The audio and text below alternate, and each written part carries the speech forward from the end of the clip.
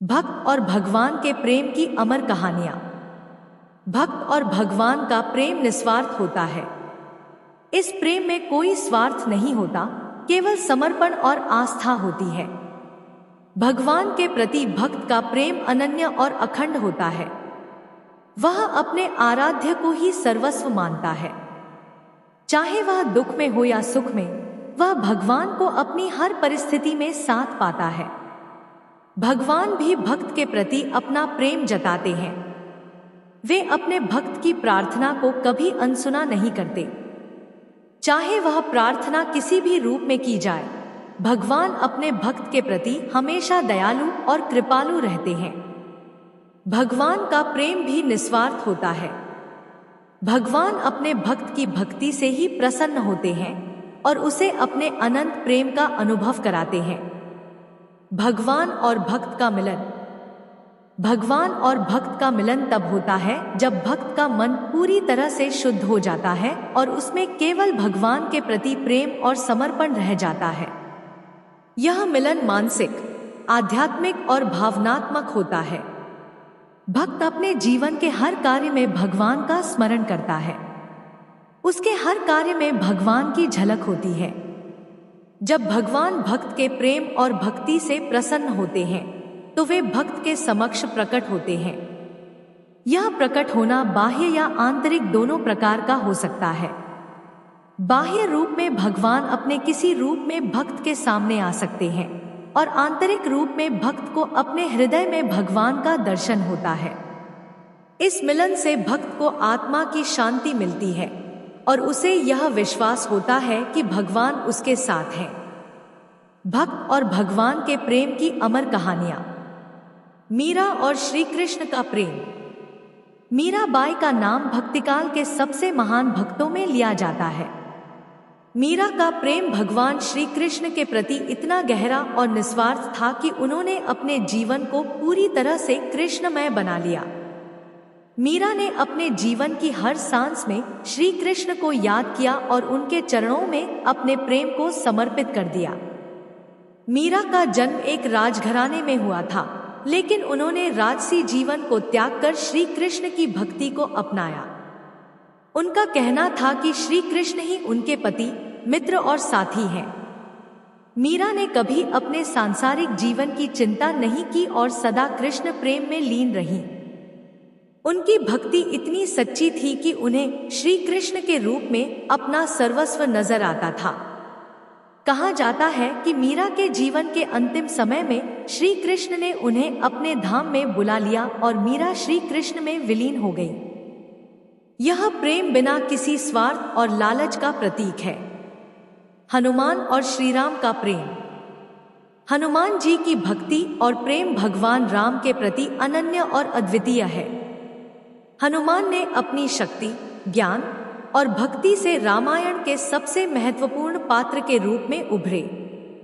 उन्होंने अपनी शक्ति का उपयोग केवल भगवान राम के कार्यों के लिए किया। हनुमान का भगवान राम के प्रति प्रेम इतना गहरा था कि वे सदा उनके सेवक के रूप में रहते थे और उन्होंने कभी अपने लिए कुछ नहीं चाहा। हनुमान जी का प्रेम पूर्ण समर्पण और सेवा का प्रतीक है। वे भगवान राम के प्रति हमेशा नतमस्तक रहते थे और उनके लिए किसी भी प्रकार का कार्य करने के लिए तैयार रहते थे। उनके जीवन का उद्देश्य भगवान राम की सेवा करना था और यही उनका सबसे बड़ा प्रेम था।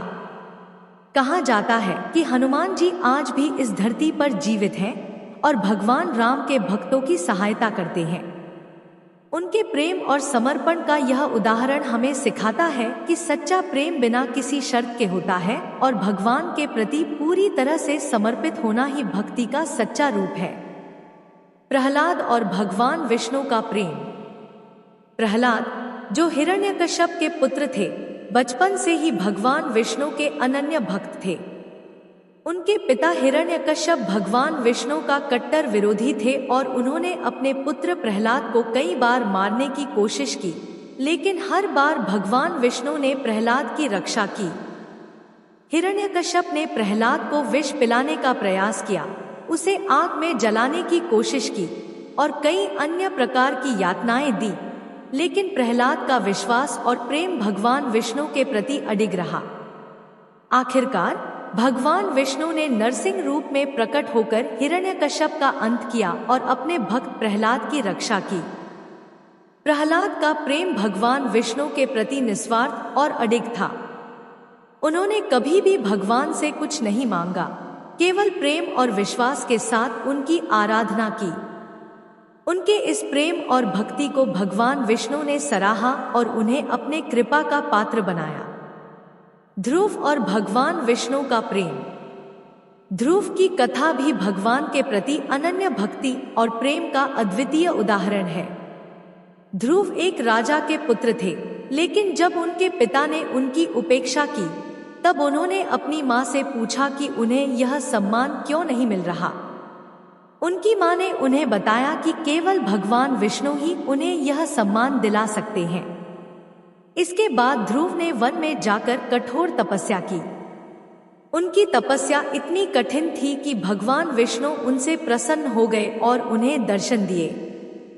भगवान विष्णु ने ध्रुव से कहा कि वह किसी भी वरदान की मांग कर सकते हैं। ध्रुव ने भगवान से केवल उनके प्रेम और भक्ति की ही कामना की। भगवान विष्णु ने उन्हें अमरत्व का वरदान दिया और आकाश में ध्रुव तारे के रूप में उन्हें स्थापित किया, जिसे आज भी हम ध्रुव तारे के रूप में देखते हैं। ध्रुव की कथा यह सिखाती है कि भगवान के प्रति प्रेम और भक्ति ही सबसे बड़ा वरदान है। ध्रुव ने संसारिक सुखों की अपेक्षा भगवान के प्रेम को चुना और इसी कारण वे आज भी अमर हैं। सुदामा और भगवान कृष्ण का प्रेम। सुदामा और भगवान कृष्ण की मित्रता और प्रेम का उदाहरण अनन्य है।